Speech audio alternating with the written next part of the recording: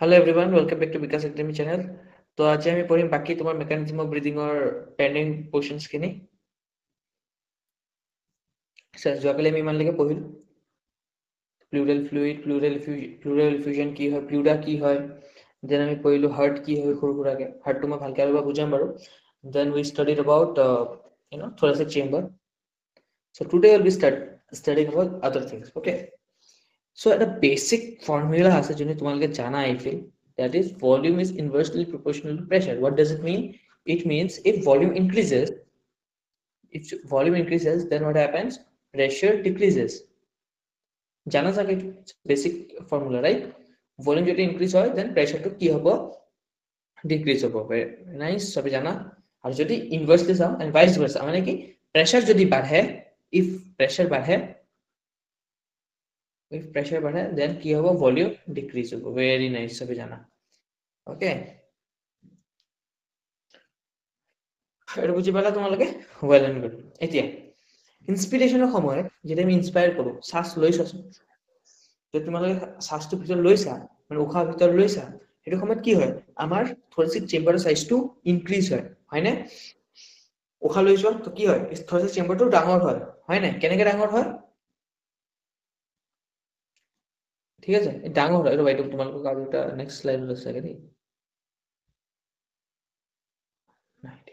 বুঝাম বাৰু এইটো কি হয় ডাঙৰ হয় এইটো ডাঙৰ হয় মানে কি হৈ আছে ভলিউমটো কি হয় ভলিউমটো কি হৈছে ইনক্ৰিজ হৈ আছে যদি ভলিউমটো মোৰ বডিত ইনক্ৰিজ হৈ আছে মানে কি হ'ব প্ৰেছাৰটো হ'ব আমাৰ decrease well and good very nice বুজি পাইছা এইটো ঠিক আছে এটা যদি প্ৰেছাৰ ডিক্ৰিজ হৈছে প্ৰেছাৰ বাঢ়িছে বা ভলিউম বাঢ়িছে বা সৰি প্ৰেছাৰ বাঢ়িছে বা কমিছে কাৰ ৰেসপেক্টত এনভায়ৰনমেন্টৰ এক্সটাৰ্নাল এনভায়ৰনমেন্টৰ ৰেসপেক্টত ঠিক আছে এটা প্ৰেছাৰ কি হৈছে কমিছে যদি প্ৰেছাৰ কমিছে মানে বাহিৰত কি আছে প্ৰেছাৰটো বাঢ়ি আছে আৰু আমি কি জানো এটা বস্তু হায়াৰ কনসেন্ট্ৰেচনৰ পৰা লোৱাৰ কনসেন্ট্ৰেচনলৈ মুভ কৰে আমিতো ইমান এইটো পঢ়িছো হয় না হায়াৰ কনসেন্ট্ৰেচনৰ পৰা লোৱাৰ কনসেন্ট্ৰেচনলৈকে মুভ কৰে তো যদি প্ৰেছাৰ কমিছে বাহিৰত প্ৰেছাৰ বাঢ়ি আছে তো বাহিৰৰ পৰা এয়াৰটো কি হ'ব ভিতৰলৈ সোমাই আহিব বুজি পাইছা কিয় বিকজ ইয়াত প্ৰেছাৰটো কমি আছে বাহিৰত প্ৰেছাৰটো বাঢ়ি আছে মানে কি বাহিৰৰ পৰা অক্সিজেন আমাৰ ভিতৰলৈকে আহিব ইনস্পিৰেশনৰ একদম বেসিক ফিজিক্স বা কেমিস্ট্রি বুঝি পালা তোমালোকে এইটো ওকে ফিজিক্স বুঝি পালা দেন নেক্সট এটা যদি আমি উশাহ এৰিছো মানে কি হ'ল থৰেসিক চেম্বাৰৰ সাইজটো কমিছে মানে ভলিউমটো কমিছে যদি ভলিউম কমিছে কি হ'ব প্ৰেছাৰটো বাঢ়িব যদি প্ৰেছাৰ বাঢ়িছে মানে কাৰ এসপেক্টত এক্সটাৰ্নাল এনভায়ৰনমেন্ট মানে কি হ'ব ভিতৰৰ পৰা কাৰ্বন ডাই অক্সাইড বা এয়াৰ ক'লৈ যাব বাহিৰলৈ যাব বুজি পালা ওয়েল এন্ড গুড ভালকে বুজি পালা এইটো কেনেকে হয় ঠিক আছে এইটো বুজি পালা ন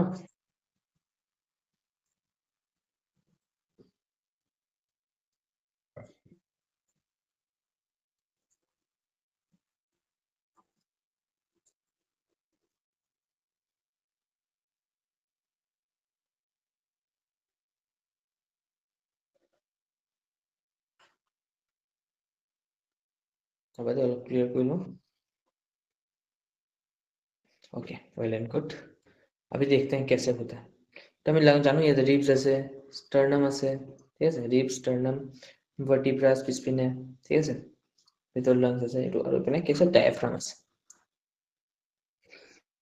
এটো মই একদম বেসিকলি সৰু সুৰাকে বুজাই আছো এটো ইমান ডিপলি পঢ়াবলৈ মোৰ যত ইয়াত যথেষ্ট টাইম নাই দেই তো তোমালোকে সেইটো বিকাশ একাডেমিত ভালকে পঢ়োৱা আছে চেপ্টাৰছ খিনি তো তোমালোকে তাত জয়েন কৰিলে বেছি ভালকে বুজি পাবা তো ইয়াত কি হয় এনেকে মাসলস এড হৈ আছে এটো বাহিৰৰ পৰা যায় আৰু এটা ভিতৰৰ পৰা আছে কিন্তু বাহিৰৰ ৰিবছৰ কথা এটো ভিতৰে আছে ধৰিলা কাহিছে জয়েন আছে ভিতৰৰ পিছপিনৰ পৰা লাগে